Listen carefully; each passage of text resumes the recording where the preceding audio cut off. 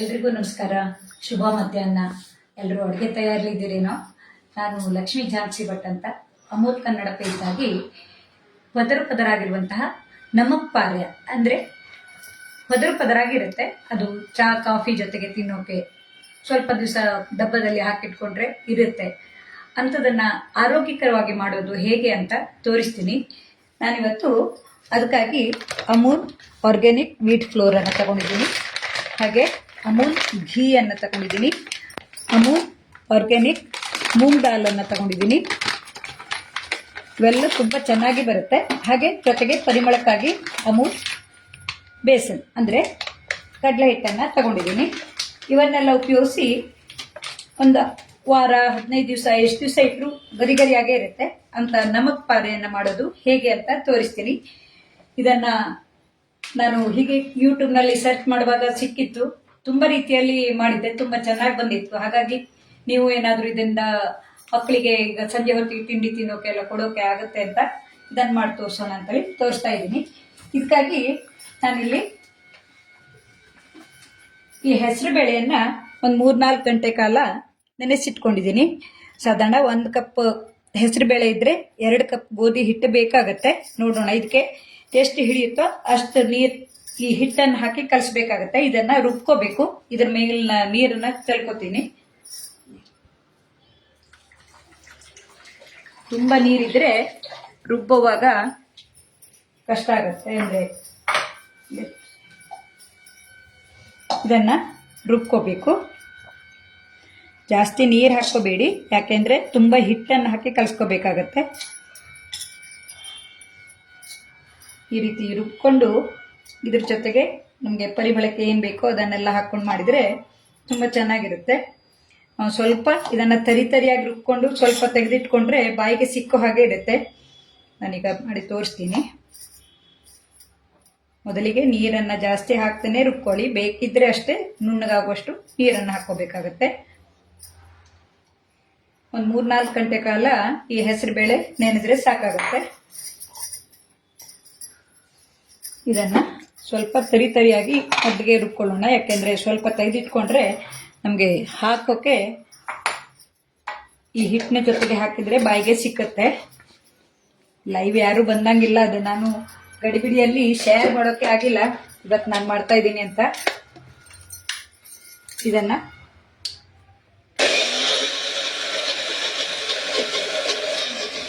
ಒಮ್ಮೆ ತರಿಯಾಗಿ ರುಬ್ಕೋತೀನಿ. ಒಂದು ಸ್ವಲ್ಪ ತಕ್ಕೊಂಡಿಟ್ಕೊಳ್ತೀನಿ. ಇದಕ್ಕೆ ಹಾಕೋಕೆ ಬಾಯಿಗೆ ಸಿಕ್ಕಿದ್ರೆ ತುಂಬ ಚೆನ್ನಾಗಿರುತ್ತೆ ಅಂತ.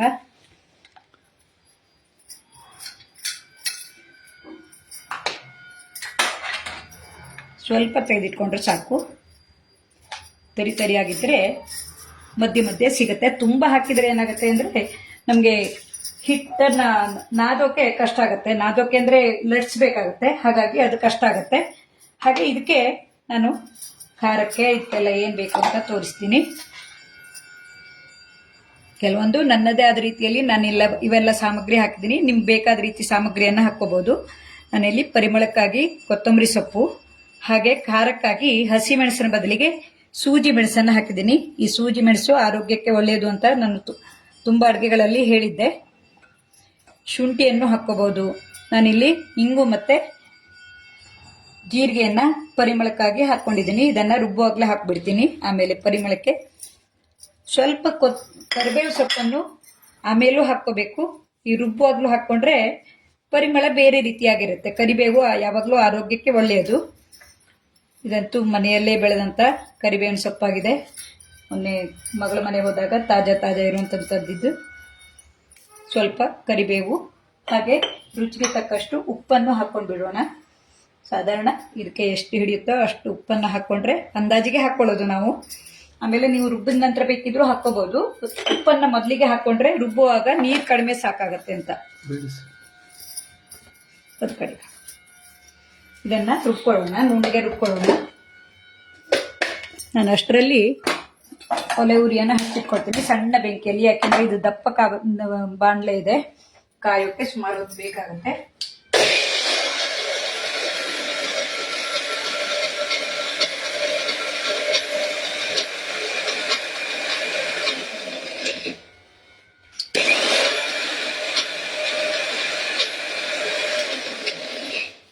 ಜಾಸ್ತಿ ನೀರು ಹಾಕ್ಕೊಳ್ಳೋದು ಬೇಡ, ಯಾಕೆಂದರೆ ಆಮೇಲೆ ನಮಗೆ ಹಿಟ್ಟು ಕಲಸೋಕೆ ತುಂಬ ಹಿಟ್ಟು ಬೇಕಾಗತ್ತೆ ಮತ್ತು ರುಚಿ ಕಡಿಮೆ ಆಗಿಬಿಡುತ್ತೆ.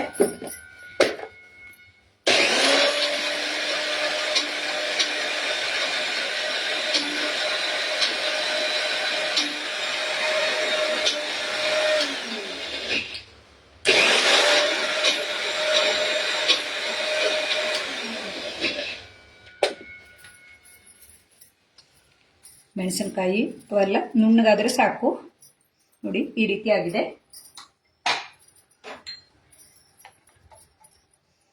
ಇದನ್ನು ಪಾತ್ರೆಗೆ ಹಾಕೋತೀನಿ.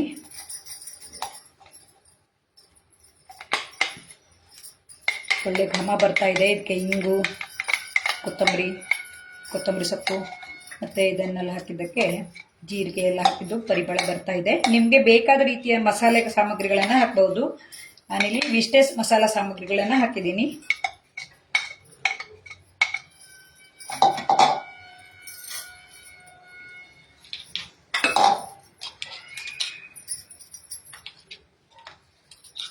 ನುಣ್ಣಗಾದ್ರೂ ಚೆನ್ನಾಗಿರುತ್ತೆ. ಸ್ವಲ್ಪ ತರಿಯಾಗಿದ್ರೆ ಬಾಯಿಗೆ ಸಿಗುತ್ತೆ, ಮತ್ತೆ ರುಬ್ಬುವಾಗ ಸ್ವಲ್ಪ ಕಷ್ಟ ಆಗ್ಬೋದು. ನೋಡೋಣ ಯಾವ ರೀತಿ ಬರುತ್ತೆ ಅಂತ. ಆಮೇಲೆ ಇದಕ್ಕೆ ಎಳ್ಳು ಮತ್ತೆ ಓಮವನ್ನು ಹಾಕೊಳ್ತೀನಿ. ಉಪ್ಪನ್ನು ಈಗಾಗಲೇ ಹಾಕಿ ಆಗಿದೆ. ಈ ಕರಿಬೇವನ್ನು ಹಾಕೊಂಡ್ರೆ ಗರಿ ಗರಿಯಾಗಿ ತಿನ್ನೋವಾಗ ಬಾಯಿಗೆ ಸಿಗತ್ತೆ. ಇದೇ ರೀತಿ ಬೇರೆ ಬೇರೆ ಆಕಾರದಲ್ಲಿ ಮಾಡ್ಕೋಬಹುದು. ನಾನು ಇವತ್ತು ಪದರಾಗಿರುವಂಥದ್ದನ್ನು ತೋರಿಸ್ತಾ ಇದ್ದೀನಿ. ಈ ಒಂದೇ ಹಿಟ್ಟಿನಲ್ಲಿ ಬೇಕಾದ ರೀತಿಯಲ್ಲಿ ಮಾಡ್ಕೋಬಹುದು. ಈಗೆಲ್ಲ ಮಕ್ಕಳಿಗೆ ಬೇರೆ ಬೇರೆ ಆಕಾರದ ಈ ಸ್ನ್ಯಾಕ್ಸ್ ಇದ್ರೆ ತುಂಬಾ ಖುಷಿ ಆಗತ್ತೆ.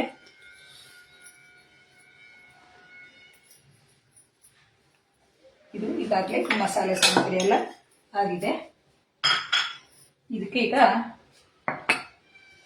ಸ್ವಲ್ಪ ತುಪ್ಪವನ್ನು ಹಾಕೊಳ್ಳೋಣ. ನಾನು ನಂದಿನಿ ತುಪ್ಪವನ್ನ ಕರಗಿಸಿ ಇಟ್ಕೊಂಡಿದ್ದೀನಿ, ಯಾಕೆಂದ್ರೆ ಅದು ಸ್ವಲ್ಪ ರವೆ ಆಗಿದ್ರೆ. ನಂದಿನಿಯವರೇ ನೋಡ್ತಾ ಇದ್ದೀರಾ? ತುಂಬಾ ಥ್ಯಾಂಕ್ಸು. ನಂದಿನಿ ತುಪ್ಪ ಹಾಕಿರೋದು. ನಂದಿನಿ ಹೇಳ್ತಾ ಇದ್ದೀನಿ, ಅಮೂಲ್ ತುಪ್ಪ. ಸಾರಿ, ನಾನು ಯಾವ್ದೋ ತಲೆಯಲ್ಲಿದ್ದೀನಿ. ನಂದಿನಿಯವ್ರು ಮಾತಾಡ್ತಾ ಇದ್ದಾರೆ ಅನ್ಕೊಂಡೆ, ಮನಸ್ಸಿನಲ್ಲಿ ಇತ್ತು, ಹಾಗ ನಂದಿನಿ ಅಂದ್ಬಿಟ್ಟಿದ್ದೀನಿ. ನಮ್ಗೆ ಇದಕ್ಕೆಲ್ಲ ಕಾರಣ ಆದವರು ನಂದಿನಿಯವರು. ಹಾಗ ನಂದಿನಿ ಹೆಸರು ಹೇಳಕ್ ಹೋಗಿ ಅಮೂಲ್ ತುಪ್ಪ ಅನ್ನೋಕೆ ನಂದಿನಿ ತುಪ್ಪ ಅಂದ್ಬಿಟ್ಟಿದ್ದೀನಿ.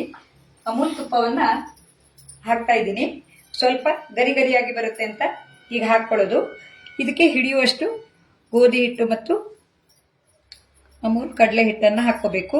ನೋಡ್ಕೊಳ್ಳೋಣ ಎಷ್ಟು ಸಾಲುತ್ತೆ ಅಂತ. ಹಾಗೆ ಸ್ವಲ್ಪ ಕಡಲೆ ಹಿಟ್ಟನ್ನು ಹಾಕೊಳ್ಳೋಣ.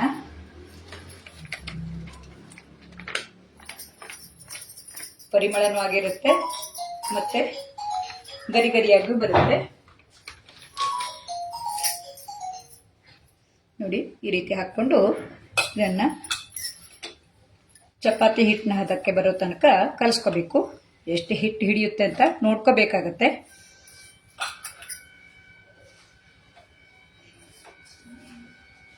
ಪ್ರತಿನಿತ್ಯ ನಾವು ಅಡುಗೆ ಮಾಡುವಾಗ ಈ ನಂದಿನಿ ಅಂತಲೇ ಬರುತ್ತೆ. ಅಮೂಲ್ ಸಾಮಗ್ರಿಗಳನ್ನು ಉಪಯೋಗಿಸಿ ಅಡುಗೆ ಮಾಡೋದಲ್ವಾ. ಇದಕ್ಕೆಲ್ಲ ಕಾರಣೀಕರ್ತರು ನಂದಿನಿಯವರಾಗಿರೋದ್ರಿಂದ ನಂದಿನಿ ಅಂತಲೇ ಹೆಸರು ಬರುತ್ತೆ. ಕನ್ಫ್ಯೂಸ್ ಆಗಿಬಿಡುತ್ತೆ. ಇದನ್ನು ಈ ರೀತಿಯಾಗಿ ಚಪಾತಿ ಹಿಟ್ಟಿನ ಅದಕ್ಕೆ ಕಲಿಸ್ಕೋಬೇಕು. ಇದನ್ನು ಲಟ್ಸಬೇಕು. ಆಮೇಲೆ ಬೇಕಿದ್ರೆ ಸ್ವಲ್ಪ ನೀರನ್ನು ಹಾಕೊಳ್ಳೋಣ.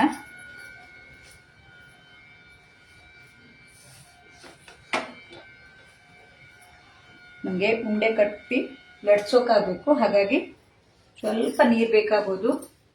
ಈ ಹಿಟ್ಟಿಗೆ ಇನ್ನೊಂದು ಸ್ವಲ್ಪ ನೀರು ಹಾಕಿ ಕಲಿಸ್ಕೊಂಡ್ರು ನಡೀತಿತ್ತು. ಸ್ವಲ್ಪ ನೀರನ್ನು ಹಾಕ್ಕೊಂಡು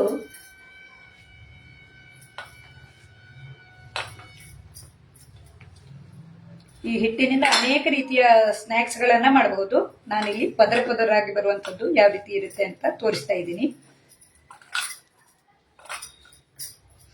ಹಿಟ್ಟು ಸ್ವಲ್ಪ ನೆನೆದ್ರೆ ಚೆನ್ನಾಗಿರುತ್ತೆ.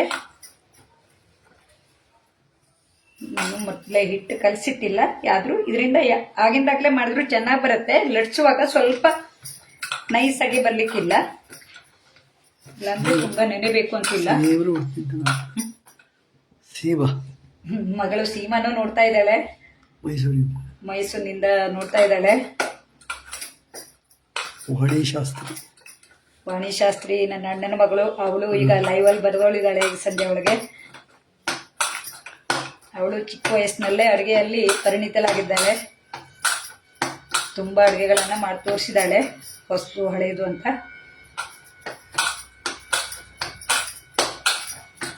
ಈ ರೀತಿ ಹಿಟ್ಟನ್ನು ಕಲಸಿಟ್ಕೋಬೇಕು. ಉಪ್ಪು ಸಾಧಾರಣ ಸಾಕಾಗಿರುತ್ತೆ, ಇಲ್ಲಾಂದರೆ ನೀವು ಒಂದ್ಸಲ ರುಚಿ ನೋಡ್ಕೋಬಹುದು. ನಾನಿಲ್ಲಿ ಇದಕ್ಕೆ ಹದ ಆಗಿರುತ್ತೆ ಅಂತ ಅಷ್ಟು ಉಪ್ಪು ಹಾಕಿದ್ದೀನಿ.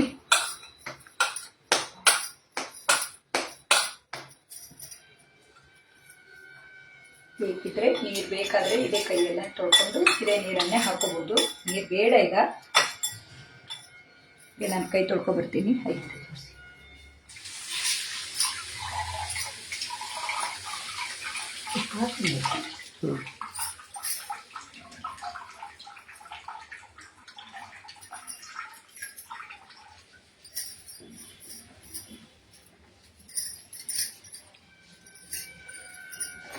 ಹಿಟ್ಟು ಸ್ವಲ್ಪ ನೆನೆಬೇಕಾಗುತ್ತೆ. ಅಷ್ಟರೊಳಗೆ ನಾನು ಇದಕ್ಕೆ ಸಾಟೆ ಹಚ್ಚಬೇಕಾಗತ್ತೆ. ಸಾಟೆ ಹಚ್ಚೋಕೆ ತುಪ್ಪವನ್ನು ಕರಗಿಸಿಟ್ಕೊಂಡಿದ್ದೀನಿ. ಆಮೇಲೆ ಬಿಸಿ ಮಾಡ್ತಾ ಇರೋ ಬದಲಿಗೆ ಅಮೂಲ್ ತುಪ್ಪವನ್ನು ಕರಗಿಸಿಟ್ಕೊಂಡಿದ್ದೀನಿ. ಅದರ ಜೊತೆಗೆ ಈ ಗೋಧಿ ಹಿಟ್ಟು ಅಥವಾ ಕಾರ್ನ್ ಫ್ಲೋರು ಹಾಕೋಬಹುದು. ನಾನಿಲ್ಲಿ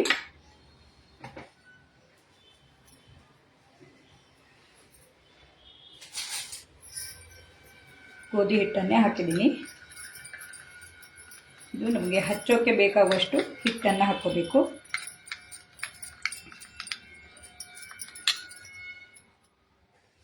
ಈ ರೀತಿ ಮಾಡ್ಕೊಳ್ಳೋದ್ರಿಂದ ಪದರ ಪದರಾಗಿ ಬರುತ್ತೆ. ಗೋಧಿ ಹಿಟ್ಟು ಯಾವಾಗಲೂ ಆರೋಗ್ಯಕ್ಕೆ ಒಳ್ಳೆಯದು. ಅದರಲ್ಲೂ ಈ ಅಮೂಲ್ ಗೋಧಿ ಹಿಟ್ಟಂತೂ ತುಂಬ ಚೆನ್ನಾಗಿ ಬರುತ್ತೆ. ಚಪಾತಿ ನಾನು ಮೊನ್ನೆ ದಹಿ ಪುಡಿ ಮಾಡುವಾಗ ಮಾಡಿದ್ನಲ್ಲ, ತುಂಬ ಗರಿಗರಿಯಾಗಿತ್ತು. ಆಮೇಲೂ ನಾನು ಇಲ್ಲೆಲ್ಲ ಮಾಡಿದವರಿಗೆ, ನಮ್ಮ ಅಪಾರ್ಟ್ಮೆಂಟ್ನಲ್ಲಿರೋರಿಗೆ, ಮನೆಗೆ ಬಂದ ಗೆಸ್ಟ್ಗೆಲ್ಲ ಕೊಟ್ಟಿದ್ದೆ, ತುಂಬ ಚೆನ್ನಾಗಿತ್ತು ಅಂದಿದ್ದು. ದೀಪಾ ಅವರಿಗೆ ನೀವು ಲೈವ್ ಬರ್ತೀರಾ ಅಂದ್ಕೊಂಡಿದ್ದೀನಿ. ಆಮೇಲೆ ಇದ್ರ ಜೊತೆಗೆ ಸ್ವಲ್ಪ ಖಾರ ಪುಡಿಯನ್ನು ಹಾಕೊಳ್ಳೋಣ. ಯಾಕೆಂದ್ರೆ ಪದರಾಗಿರುವಾಗ ಸ್ವಲ್ಪ ಖಾರ ಪುಡಿನೂ ಇದ್ರೆ ಚೆನ್ನಾಗಿರುತ್ತೆ. ನಾವಂದ್ರೆ ಹಸಿ ಮೆಣಸು ಅಥವಾ ಅದು ಸೂಜಿ ಮೆಣಸು ಹಾಕಿದ್ನಲ್ಲ, ಇದೊಂಚೂರು ಖಾರವನ್ನು ಕೊಟ್ಟರೆ ಚೆನ್ನಾಗಿರುತ್ತೆ. ಮಧ್ಯೆ ಈ ರೀತಿ ಮಾಡಿಕೊಂಡು ಈಗ ಇದನ್ನು ಲಟ್ಸ್ಕೊತೀನಿ. ನಮ್ಮ ಅಡುಗೆ ಮನೆಯಲ್ಲಿ ನಿಂತ್ಕೊಂಡು ಲಟ್ಸೋಕೆ ಸ್ವಲ್ಪ ಜಾಗ ಚಿಕ್ಕದಾಗಿರುತ್ತೆ.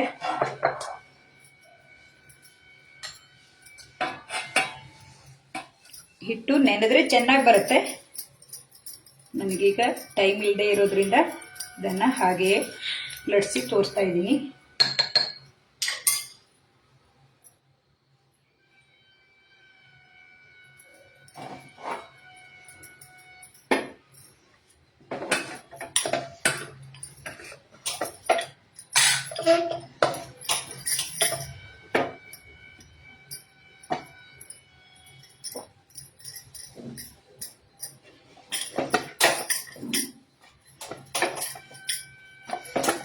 ಈ ಅಡುಗೆ ಮನೆ ಚಿಕ್ಕದಾಗಿರೋದ್ರಿಂದ ಸುಲಭವಾಗಿ ಲಟ್ಸೋಕ್ಕೆ ಸ್ವಲ್ಪ ಕಷ್ಟ ಆಗುತ್ತೆ. ಆಚೆ ಬೇಸಿನ್, ಇದು ವಾಶ್ ಬೇಸಿನ್ ಬಂದ್ಬಿಟ್ಟಿದೆ. ನಾನು ಕೆಳಗೆ ಕೂತ್ಕೊಂಡು ಲಟ್ಸೋದು, ಮತ್ತೆ ಆಚೆ ಈಚೆ ಮೊಬೈಲಲ್ಲಿ ರೆಕಾರ್ಡ್ ಮಾಡುವಾಗ ಸರಿಯಾಗಿ ಕಾಣಿಸೋದಿಲ್ಲ ಅಂತೇಳಿ ನಾನು ಇಲ್ಲೇ ನಿಂತಲ್ಲೇ ಮಾಡ್ತಾ ಇದ್ದೀನಿ. ನೋಡಿ, ಈ ರೀತಿಯಾಗಿ ಮಧ್ಯೆ ಈಗ ಹೆಸರು ಬೇಳೆ ಕಾಣಿಸ್ತಾ ಇದ್ರೆ ತಿನ್ನೋವಾಗಲೂ ಕರಂ ಕುರುಮ್ ಅಂತ ಇರುತ್ತೆ. ನುಣ್ಣಗೆ ರುಬ್ಕೊಂಡು ಮಾಡ್ಬೋದು, ಆದರೆ ಇದು ಹಲ್ಲಿದ್ದವರಿಗಾಗಿ ನಾನು ಈ ರೀತಿಯಾಗಿ ಮಾಡಿ ತೋರಿಸ್ತಾ ಇರುವಂಥದ್ದು. ನೋಡಿ, ಈ ರೀತಿ ಲಟ್ಸ್ಕೊಂಡು ಇದಕ್ಕೆ ಸಾಟೆ ಹಚ್ಕೋಬೇಕು. ಈ ರೀತಿ ಸಾಟೆ ಹಚ್ಚೋದ್ರಿಂದ ಪದರಾಗಿ ಬರುತ್ತೆ. ಈ ರೀತಿ ನಾವು ಹಿಟ್ಟನ್ನು ತಯಾರಿಸಿಟ್ಕೊಂಡ್ರೆ ಬೇರೆ ಬೇರೆ ಶೇಪ್ನಲ್ಲಿ ಎಷ್ಟೊಂದು ರೀತಿ ಮಾಡಬಹುದು. ನಾವೀಗ ಈ ಇಂಟರ್ನೆಟ್ಟಲ್ಲಿ ನೋಡ್ತಾ ಇದ್ರೆ, ಅಂದರೆ ಯೂಟ್ಯೂಬ್ನಲ್ಲಿ ನೋಡ್ತಾ ಇದ್ರೆ ಎಷ್ಟೊಂದು ರೀತಿ ಶೇಪ್ನಲ್ಲಿ ಈ ತಿಂಡಿಗಳ ವಿಡಿಯೋಗಳನ್ನು ನೋಡಬಹುದು.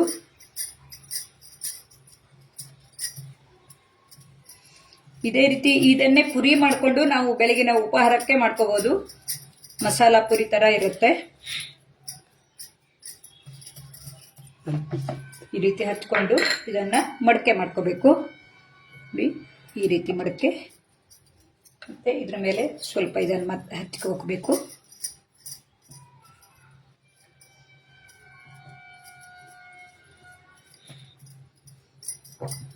ಎಲ್ಲ ಕಡೆಗೂ ಸವರಿದ್ರೆ ತುಪ್ಪದ ಘಮನೂ ಇರುತ್ತೆ, ಮತ್ತು ಪದರ ಆಗಿ ಬರೋಕ್ಕೂ ತುಂಬ ಚೆನ್ನಾಗಿರುತ್ತೆ. ಬೇಕಿದ್ರೆ ನಾವು ಇದ್ರ ಮೇಲೆ ಸ್ವಲ್ಪ ಒಣ ಹಿಟ್ಟನ್ನು ಉದುರಿಸ್ಕೋಬಹುದು, ಯಾಕೆಂದ್ರೆ ಪದರ ಬಿಟ್ಕೊಂಡು ಬರುತ್ತೆ. ತುಂಬ ಹಾಕ್ಕೊಂಡ್ರೆ ಹಿಟ್ಟು ಹಾಗೆ ಇದ್ಬಿಡುತ್ತೆ, ಅಂದರೆ ತುಂಬ ಲಡ್ಸ್ಲಿಕ್ಕಿಲ್ಲ ಇದು. ಇದನ್ನು ಮತ್ತೆ ಈ ರೀತಿ ಮಡಕೆ ಮಾಡ್ಕೋಬೇಕು, ಮತ್ತು ಈ ಸಾಟೆಯನ್ನು ಹಾಕಬೇಕು. ನಾನಿಲ್ಲಿ ಒಂದೇ ಮಾಡಿ ತೋರಿಸ್ತಾ ಇದ್ದೀನಿ, ಹಾಗಾಗಿ ಸ್ವಲ್ಪನೇ ಈ ಸಾಟೆಯನ್ನು ತಯಾರು ಮಾಡ್ಕೊಂಡಿದ್ದೀನಿ. ಇಲ್ಲಾಂದರೆ ಇನ್ನೂ ಸ್ವಲ್ಪ ಜಾಸ್ತಿ ಮಾಡಿಕೊಂಡು ಉಳಿದ ಹಿಟ್ಟನ್ನು ಆಮೇಲೆ ಮಾಡ್ತೀನಿ. ಅಂದರೆ ಈಗ ಮಧ್ಯಾಹ್ನದ ಹೊತ್ತಲ್ವ, ಅಡುಗೆ ಕೆಲಸ ಇರುತ್ತೆ, ಹಾಗಾಗಿ ಸ್ವಲ್ಪನೇ ಈಗ ಮಾಡಿ ತೋರಿಸ್ತಾ ಇರೋದು.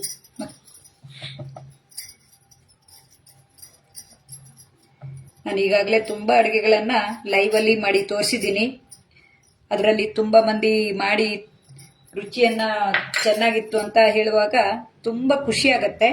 ಇದನ್ನು ಇನ್ನೊಮ್ಮೆ ಈ ರೀತಿ ಮಡಕೆ ಮಾಡ್ಕೊಳ್ಳೋಣ. ಮಡಕೆ ಮಾಡಿಕೊಂಡು ಇನ್ನೊಮ್ಮೆ ಇದನ್ನು ಸ್ವಲ್ಪ ಒತ್ತಿದ್ರೆ ಸಾಕು. ನಮಗೆ ಪದರಾಗಿರೋಕೆ ಇದೇ ರೀತಿ ಇದ್ರೆ ಚೆನ್ನಾಗಿರುತ್ತೆ. ಸ್ವಲ್ಪ ಹೊಂದ್ಕೊಳ್ಳೋಕೆ ಹೀಗೆ ಲಟ್ಟಿಸಿದ್ರೆ ಸಾಕು. ಮಧ್ಯೆ ಮಧ್ಯೆ ಈ ರೀತಿ ಹೆಸರುಬೇಳೆ ಇದ್ರೆ ಚೆನ್ನಾಗಿರುತ್ತೆ. ನುಣ್ಣಿಗೆ ರುಬ್ಕೊಂಡು ಮಾಡ್ಬೋದು, ನಾನು ಬೇಡ ಅಂತೇಳಿ ಇದು ಬಾಯಲ್ಲಿ ಸಿಕ್ಕುವಾಗೆ ಇರಲಿ, ನಾವು ಹೆಸರುಬೇಳೆ ನಾವು ಹುರಿದಿದ್ದನ್ನು ಕರಂ ಅಂತ ಬರೇ ತಿಂತೀವಲ್ಲ, ಇದರ ಜೊತೆಗೆ ತಿಂದರೆ ಇನ್ನೂ ರುಚಿಯಾಗಿರುತ್ತೆ ಅಂತ. ತುಂಬ ತೆಳ್ಳಗೂ ಬೇಡ, ತುಂಬ ದಪ್ಪನೂ ಬೇಡ, ಆ ರೀತಿ ಲಟ್ಸ್ಕೊಳ್ಳೋಣ. ಯಾಕೆಂದರೆ ತುಂಬ ದಪ್ಪ ಇದ್ದರೆ ಗರಿಯಾಗಿ ಬರೋದಿಲ್ಲ. ನಾನು ಎಣ್ಣೆಯನ್ನು ಬಿಸಿಯಾಗೋಕೆ ಇಟ್ಟಿದ್ದೀನಿ, ಇನ್ನೊಂಚೂರು ದಪ್ಪ ಬಿಸಿಯಾಗಿ ಬರಲಿ. ಸಣ್ಣ ಉರಿಯಲ್ಲಿ ಇಟ್ಕೊಂಡಿಟ್ಟು, ತುಂಬ ದೊಡ್ಡ ಉರಿನೂ ಬೇಡ, ಯಾಕೆಂದ್ರೆ ಒಳಗಡೆ ಚೆನ್ನಾಗಿ ಬೇಯೋದಿಲ್ಲ.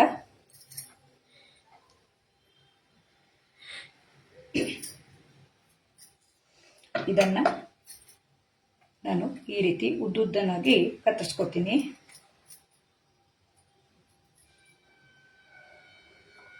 ಇದನ್ನೆಲ್ಲ ಬೇರೆ ಬೇರೆ ಶೇಪ್ನಲ್ಲಿ ಮಾಡ್ಕೋಬಹುದು. ನಾನು ಈ ರೀತಿಯಲ್ಲಿ ಮಾಡಿ ತೋರಿಸ್ತಾ ಇದ್ದೀನಿ. ಇನ್ನು ತುಂಬ ರೀತಿಯಲ್ಲಿ ಮಾಡ್ಕೋಬಹುದು. ಚಿಕ್ಕ ಚಿಕ್ಕ ಉಂಡೆ ಮಾಡಿಕೊಂಡು ಅದನ್ನು 4 ಮಡಕೆಯಲ್ಲಿ ಫೋಲ್ಡ್ ಮಾಡಿದ್ರು ಇನ್ನೊಂಥರ ಫ್ಲವರ್ ಥರ ಕಾಣಿಸುತ್ತೆ.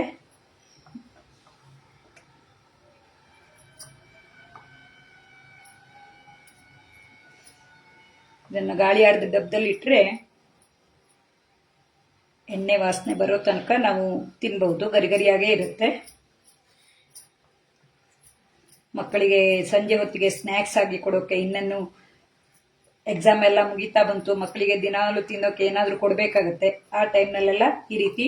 ಇದು ತುಂಬ ಎಣ್ಣೆಯನ್ನು ಹೀರ್ಕೊಳ್ಳಲ್ಲ, ಯಾಕೆಂದ್ರೆ ನಾವು ತುಪ್ಪ ಹಾಕಿ ಕಲಸಿರ್ತೀವಲ್ಲ, ತುಂಬ ಎಣ್ಣೆಯನ್ನು ಹೀರ್ಕೊಳ್ಳಲ್ಲ.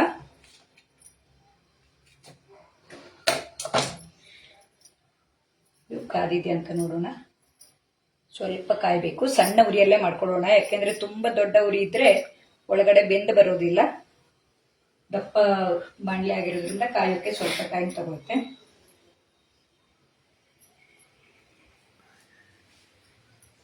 ಅಮೂಲ್ ಅವರ ಗೋಧಿ ಹಿಟ್ಟು, ಕಡಲೆ ಹಿಟ್ಟು ಎಲ್ಲ ತುಂಬ ಚೆನ್ನಾಗಿ ಬರುತ್ತೆ. ನಾನು ಹಾಗಾಗಿ 5 kg ಪ್ಯಾಕೆಟನ್ನೇ ತರಿಸ್ಕೊಂಡು ಬಿಟ್ಟಿದ್ದೀನಿ. ಅದರಿಂದ ತುಂಬ ಅಡುಗೆಗಳಿಗೆ ಮಾಡ್ಕೋಬಹುದು. ನಾನಿಲ್ಲಿ ಇದು ಎಣ್ಣೆ ಕಾದಿದ್ದೆ ನೋಡೋಣ. ನೋಡಿ, ಸಣ್ಣ ಉರಿಯಲ್ಲಿ ಈ ರೀತಿ ಇದ್ರೆ ಚೆನ್ನಾಗಿ ಬೆಂದು ಬರುತ್ತೆ.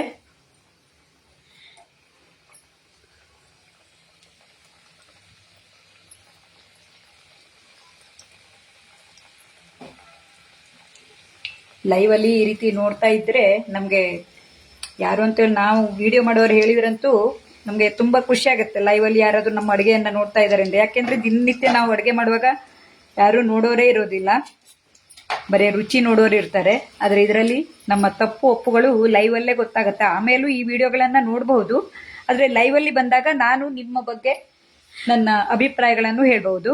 ನೀವು ಯಾರು ನೋಡ್ತಾ ಇದ್ದೀರಾ, ನೀವೇನು ಕಮೆಂಟ್ ಹಾಕಿದ್ದೀರಾ, ಅದಕ್ಕೆ ಬರೆದು ಹೇಳೋ ಬದಲಿಗೆ ಈ ರೀತಿ ಅಡುಗೆ ಮಾಡ್ತಾ ನಿಮ್ಮನ್ನ ಜೊತೆಗೆ ಮಾತಾಡ್ದಂಗೆ ಇರುತ್ತೆ. ನೀವು ಕಮೆಂಟ್ ಬರೆದು ಹಾಕಿರ್ತೀರಾ, ನಾನು ಬಾಯಲ್ಲಿ ನಿಮ್ಮ ಬಗ್ಗೆ ಆ ಕಮೆಂಟ್ಗೆ ಉತ್ತರ ಹೇಳ್ತೀನಿ ಅಂತ.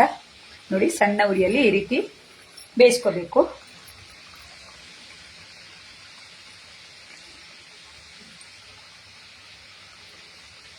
ವಾಣಿಶಾಸ್ತ್ರಿ ಅವರು ತಾನು ಲಾಸ್ಟ್ ವೀಕ್ ಪನ್ನೀರ್ ಹಾಕಿ ಮಾಡಿದ್ದೆ ಅಂತೇಳಿ ಹೇಳ್ತಾ ಇದ್ರು.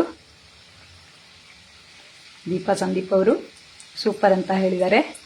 ಇವರು ಆಮೇಲೆ ಲೈವಲ್ಲಿ ಬರೋರಿದ್ದಾರೆ. ದಿನಾಲು 3-4 ಮಂದಿ ಲೈವಲ್ಲಿ ನಾವು ಈ ರೀತಿ ಅಮೂಲ್ ಕನ್ನಡ ಪೇಜ್ನಲ್ಲಿ ಅಡುಗೆ ಮಾಡ್ತೀವಿ. ಹೇಳಿದ್ನಲ್ಲ, ನಾವು ಒಬ್ರಿಗೊಬ್ರಿಗೆ ಈ ಮುಖಾಂತರ ಒಬ್ರಿಗೊಬ್ರಿಗೆ ನೋಡದೆ ಇದ್ರೂ ಫ್ರೆಂಡ್ಸ್ ಆಗಿಬಿಟ್ಟಿದ್ದೀವಿ. ಯಾರೇನು ಅಡುಗೆ ಮಾಡ್ತಾರೆ, ಹೇಗೆ ಬಂದಿದೆ ಅದನ್ನೆಲ್ಲ ನೋಡೋದೇ ಒಂಥರ ಖುಷಿಯಾಗಿರುತ್ತೆ. ನೋಡಿ, ಸಣ್ಣ ಉರಿಯಲ್ಲಿ ಬೇಯಬೇಕು ಇದು.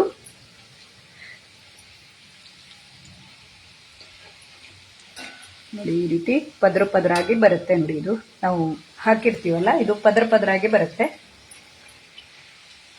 ವಯಸ್ಸಾದವ್ರು ಏನಾದರೂ ಇದ್ರೆ ಇದನ್ನ ಹೆಸರುಬೇಳೆಯನ್ನ ನುಣ್ಣಗೆ ರುಬ್ಕೋಬೇಕು. ನಾನು ಈ ರೀತಿಯಾಗಿ ಡಿಫ್ರೆಂಟ್ ಆಗಿರ್ಲಿ ಅಂತ ತರಿಯಾಗಿ ರುಬ್ಕೊಂಡಿದ್ದೀನಿ. ನುಣ್ಣಗೆ ರುಬ್ಬಿದ್ರು ಚೆನ್ನಾಗಿ ಇರುತ್ತೆ.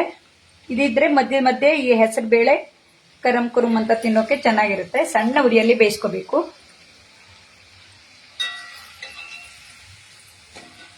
ನಾವು ಇದಕ್ಕೆ ಸಾಟೆಯನ್ನು ಹಚ್ಚಿರೋದ್ರಿಂದ ಈ ರೀತಿಯ ಹಿಟ್ಟು ಸ್ವಲ್ಪ ನೊರೆಯಾಗಿ ಬಂದು ಕಪ್ಪಗಾಗಿ ಬಿಡುತ್ತೆ ಎಣ್ಣೆ. ಹಾಗಾಗಿ ಸಣ್ಣ ಉರಿಯಲ್ಲಿ ನಾವು ಯಾವುದೇ ಕರಿದ ತಿಂಡಿಗಳನ್ನ ಸಣ್ಣ ಉರಿಯಲ್ಲಿ ಬೇಯಿಸ್ಕೊಂಡ್ರೆ ರುಚಿಯಾಗಿರುತ್ತೆ, ಮತ್ತೆ ಒಳಗಡೆ ಎಲ್ಲ ಚೆನ್ನಾಗಿ ಬೇಯುತ್ತೆ.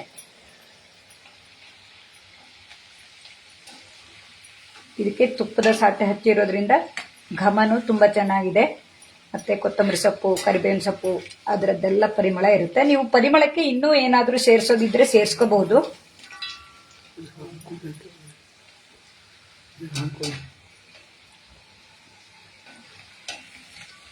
ನೋಡಿ, ಈಗ ಈ ನೊರೆ ಎಲ್ಲ ಅಡಗ್ತಾ ಬಂದ್ರೆ ಆಗಿದೆ ಅಂತ ಅರ್ಥ. ಪದರಾಗಿ ಬರ್ತಾ ಇದೆ.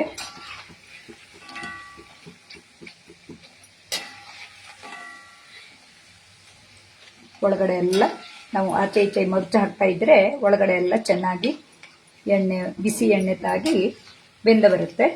ಇಲ್ಲ ಅಂದ್ರೆ ಮೆತ್ತಗಾಗಿ ಬಿಡುತ್ತೆ. ಹಾಗಾಗಿ ಸಣ್ಣ ಉರಿಯಲ್ಲಿ ಎಲ್ಲಾ ಕಡೆನೂ ಈ ಬಿಸಿ ಎಣ್ಣೆ ತಾಗೋ ಹಾಗೆ ಆಚೆ ಈಚೆ ಮಗಚುತ್ತಾ ಗರಿ ಆಗೋ ತನಕ ಬೇಯಿಸ್ಕೋಬೇಕು.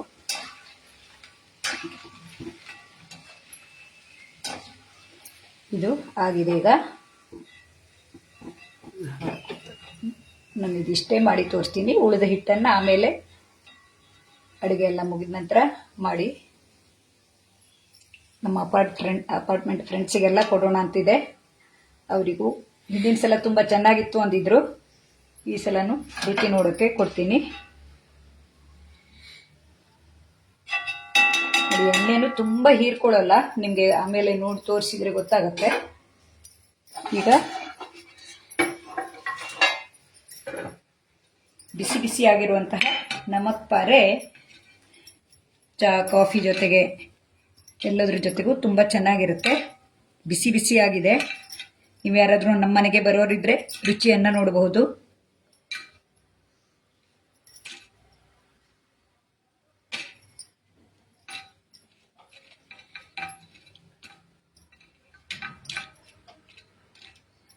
ಯಾವ ರೀತಿ ಇದೆ ಅಂತ ಸ್ವಲ್ಪ ಆರಿದ ಮೇಲೆ ನಾನು ಮುರಿದು ತೋರಿಸ್ತೀನಿ. ಬಿಸಿ ಬಿಸಿ ಇದೆ. ಈಗ ನಾವಿದನ್ನ ನುಣ್ಣಗೆ ರುಬ್ಕೊಂಡು ಮಾಡಿದರೆ ರಿಬ್ಬನ್ ಪಕೋಡ ಥರ ಮಾಡ್ಕೋಬಹುದು. ಇಲ್ಲಾಂದರೆ ಚಿಕ್ಕ ಚಿಕ್ಕ ಪುರಿ ಮಾಡಿಕೊಂಡು ಹಾಗೇನು ತಿನ್ಬಹುದು. ಹೀಗೆ ಬೇರೆ ಬೇರೆ ಶೇಪ್ನಲ್ಲಿ ಮಾಡ್ಕೋಬಹುದು. ಈ ರೀತಿ ಹಿಟ್ಟಂದು ತಯಾರಾಗಬೇಕು. ನೋಡಿ, ಇದು ಯಾವ ರೀತಿ ಗರಗರಿ ಬಂದಿದೆ ಅಂತ ತೋರಿಸ್ತೀನಿ. ನೋಡಿ,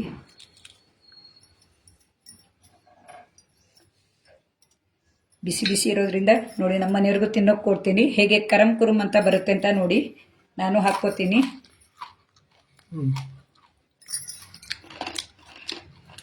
ನೀವು ಕೇಳಿಸ್ತಾ ಇರ್ಬೋದು, ಕರಂ ಕುರುಮ್ ಅನ್ನೋ ಶಬ್ದ ಬರುತ್ತೆ. ಆರಿದ ಮೇಲೆ ಅಂತೂ ಇನ್ನೂ ಕರಂ ಕುರುಮ್ ಅಂತ ಚೆನ್ನಾಗಿರುತ್ತೆ. ಈ ರೀತಿಯಾಗಿ ಸುಲಭವಾಗಿ ನಾವು ಈ ಅಮೂಲ್ ಪ್ರಾಡಕ್ಟ್ ಅನ್ನು ಉಪಯೋಗಿಸಿ ಪದರಾಗಿರುವಂಥ ನಮಕ್ ಪಾರೆ ಅಥವಾ ಮೂಂಗ್ ದಾಲ್ ನಮಕ್ ಪಾರೆ ಇವನ್ನ ಮಾಡೋದು ಹೇಗೆ ಅಂತ ತೋರಿಸಿದ್ದೀನಿ. ನಿಮಗೂ ಖುಷಿಯಾಗಿರ್ಬಹುದು. ಮುಂದಿನ ವಿಡಿಯೋದಲ್ಲಿ ಇನ್ನೂ ಬೇರೆ ಬೇರೆ ರೀತಿಯ ಅಡುಗೆಗಳನ್ನ ಮಾಡಿ ತೋರಿಸ್ತೀನಿ. ಈ ಲೈವ್ ಅಡುಗೆ ಮಾಡೋಕೆ ನಮಗೂ ಇದೊಂದು ಸುವರ್ಣ ಅವಕಾಶ ಅನ್ಬೇಕು. ಯಾಕೆಂದ್ರೆ ಮನೆಯಲ್ಲೇ ಕೂತು ನಾವು ಅಡುಗೆ ಮಾಡೋದನ್ನ ಯಾರು ನೋಡೋದಿಲ್ಲಾಗಿತ್ತು. ಈ ರೀತಿ ಅಡುಗೆ ಮಾಡಿದ್ದನ್ನ ಲೈವ್ ಆಗಿ ಇಡೀ ಜಗತ್ನವರೇ ನೋಡುವಂತ ಅವಕಾಶವನ್ನ ಅಮೂಲ್ ಕನ್ನಡ ಪೇಜ್ನವರು ನಮಗೆ ಒದಗಿಸಿಕೊಟ್ಟಿದ್ದಾರೆ. ಹಾಗಾಗಿ ಅಮೂಲ್ ಕನ್ನಡ ಪೇಜ್ನ ತಂಡದ ಎಲ್ಲರಿಗೂ ಧನ್ಯವಾದವನ್ನ ತಿಳಿಸ್ತಾ, ಅದರಲ್ಲೂ ನಂದಿನಿ ಅವರು ನಮಗೆ ಹೆಚ್ಚಿಗೆ ಕಾಂಟ್ಯಾಕ್ಟ್ ಅಲ್ಲಿದ್ದಾರೆ, ಸಮೀರ್ ಅನ್ನೋರು ಇದ್ದಾರೆ. ಆದ್ರೆ ನಮ್ಗೆ ನೇರವಾಗಿ ಕಾಂಟ್ಯಾಕ್ಟ್ ನಲ್ಲಿರೋರು ನಂದಿನಿ ಅವರು. ಹಾಗಾಗಿ ಯಾವುದೇ ಸಾಮಾನ್ಯ ಹೇಳುವಾಗ ನನಗೆ ನಂದಿನಿ ಅಂತ ಹೇಳುವಾಗ ಅಮೂಲ್ದ ನಂದಿನಿನೋ ಕನ್ಫ್ಯೂಸ್ ಆಗಿ ಬರ್ತಾ ಇದೆ. ಆ ರೀತಿ ನಮ್ಗೆ ಒಂಥರ ಕಾಂಟ್ಯಾಕ್ಟ್ ಬೆಳೆದ್ಬಿಟ್ಟಿದೆ. ದಿನ ನಾವು ಮಾತಾಡ್ತಾ ಇಲ್ಲಿ ತುಂಬಾ ಮಂದಿ ಮಾಡ್ತೀವಲ್ಲ, ಎಲ್ಲರೂ ಒಬ್ರಿಗೊಬ್ರಿಗೆ ಫ್ರೆಂಡ್ಸ್ ಆಗಿದ್ದೀವಿ. ಇನ್ನು ಸಂಜೆ ತನಕ 2-3 ಮಂದಿ ಅಡುಗೆ ಮಾಡೋರಿದ್ದಾರೆ. ಅವ್ರದ್ದು ಅಡುಗೆಗೂ ನಿಮ್ಮೆಲ್ಲರ ಪ್ರೋತ್ಸಾಹ ಇರಲಿ.